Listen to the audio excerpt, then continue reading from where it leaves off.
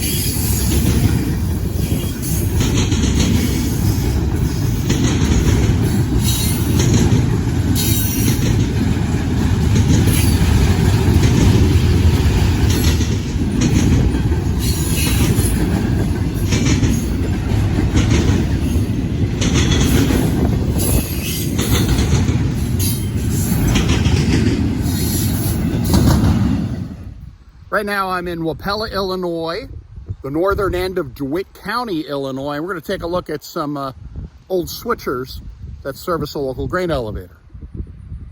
Motive Rail 8317, symbol MRIX. Again, it serves a switcher, it serves as a switcher for a grain elevator up in Wapella. We've got two of them right here. There's another one down the tracks. But there's two. And then you have this old switcher, MWLX 602. And wait until you see this old one behind it. That's an old switcher that belongs to Tate & Lyle, a soybean processor in central Illinois for many years. And man, that sucker has some age on it. This is another Motive Rail unit. This one a little further up the tracks over at the grain elevator. Harvest starts in just a few weeks. I'm shooting this in the month of August, but harvest really will get underway toward end of September, early October. And these switchers will be very active in moving grain cars, corn, soybeans. And here's one more look at 8344 from the other side of the tracks. It's actually at the grain elevator. Again, these things will be moving quite a bit coming up during harvest time in, about 4 to 6 weeks. One more look at that Tate & Lyle switcher. Behind it, I don't know whether that's a slug or a little, piece of power that was used as a switcher too. If anybody knows, there's no number on it. It's not like it has a leasing company listed on the side. If anybody knows the original origin of that switcher, leave a comment below. Thanks for watching. If you get a chance, please subscribe and check out one of my other videos. Stay on track.